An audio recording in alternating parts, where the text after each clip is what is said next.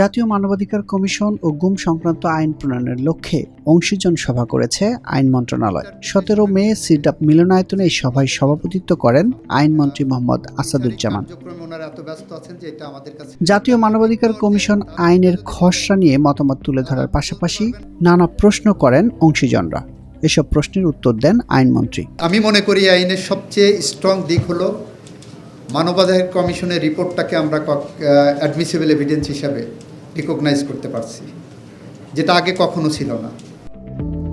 এ সময় মানবাধিকার কমিশন গঠনে বাছাই কমিটিতে বিচারপতিদের সম্পৃক্ত করার সুপারিশের প্রেক্ষিতে আইনমন্ত্রী অতীতের অভিজ্ঞতা তুলে ধরেন।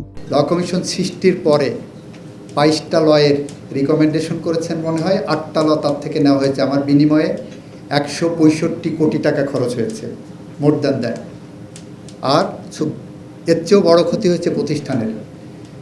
সুপ্রিম কোর্টের একজন বিচারপতি উনি চিন্তা করেন আমার রিটায়ারমেন্টের পর ওই জায়গাটা আমার জন্য কিভাবে নেওয়া যায়। এক প্রশ্নের উত্তরে আইনমন্ত্রী বলেন, তত্ত্বাবধায়ক সরকারের প্রধান হিসেবে বিচারপতিদের চিন্তা না করাই ভালো। আমরা বিশ্বাস করি কোনো চিফ জাস্টিসের কেয়ারটেকার গভর্নমেন্ট হওয়ার দরকার নাই। আপনি প্রধান বিচারপতিকে কেয়ারটেকার গভর্নমেন্টের প্রধান করতে চাবেন, উনি রিটায়ারমেন্টের পরে হিসাব কষা শুরু করবে। আমরা এই জায়গাগুলো রিথিঙ্ক করি। এই এপিসোড আমরা দেখেছি। আমরা সুপ্রিম কোর্টের বিচারপতিদেরকে রিটায়ারমেন্টের পরে বিভিন্ন জায়গায় বসানোর চিন্তা করছি। ওনাদেরকে জুডিশিয়াল ফাংশনটা আরও বেশি মোর ইফেক্টিভলি অ্যান্ড ইনডেপথলি করার জন্য আমরা পেভমেন্ট তৈরি করে দিয়েছি, রাস্তা তৈরি করি। সেটাই আমাদের জন্য মনে হয় ভালো হবে। গুম সংক্রান্ত আইনের খসড়া নিয়ে নিজেদের মতামত তুলে ধরেন গুম হওয়া পরিবারের সদস্য ও সংসদ সদস্য সানজিদা তুলি ও তাহসিনা রুশদি। আপনারা যারা এখানে আছেন, আপনাদের কাছে প্রত্যাশা থাকবে গুম এমন যেন আইন হয় এবং আপনাদের সকলের মতামতে বা সুপারিশ বা যেভাবে সম্মিলিতভাবে যাতে এমন একটি আইন হয় যাতে ভবিষ্যতে এই গুম আর কখনোই বাংলাদেশের জন্যে এটা বাংলাদেশ থেকে চিরতরে যাতে নিষিদ্ধ হয়, সেটাই আমাদের প্রত্যাশা থাকবে।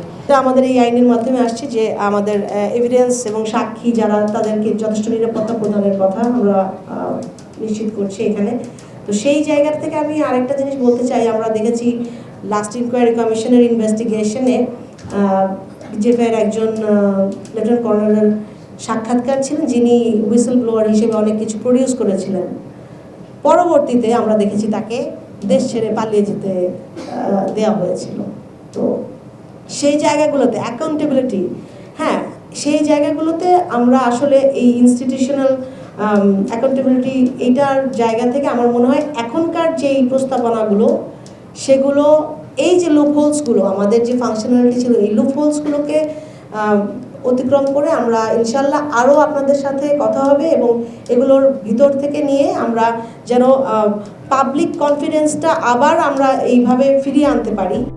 2025-এর অধ্যাদেশের চেয়ে বর্তমান আইনের খসড়ার কোন দিকগুলো ভালো তা উল্লেখ করে কথা বলেন attorney general. The opening remarks of the গুম আইন, they have mentioned it. যেহেতু মানবাধিকার, মানবিক মর্যাদা, ব্যক্তি স্বাধীনতা এবং আইনের শাসন প্রতিষ্ঠা সরকারের অন্যতম অঙ্গীকার। That clearly reflects the government's commitment for protecting human rights, human values, personal liberty, and the rule of law. There is a fundamental difference between the old law, old ordinance of 2025 and this one.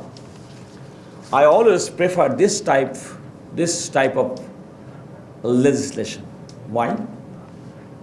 If you just take into look of this 2025 ordinance, it says as if we don't have any obligation, but the obligation emanates from the international treaty or the convention that we have already signed. But at the same time, this is also the state responsibility of Bangladesh. পরবর্তীতে আরও 1 বা 2 দফায় এই আইন প্রণয়ন নিয়ে অংশীজন সভা করার কথা জানিয়েছেন আইনমন্ত্রী।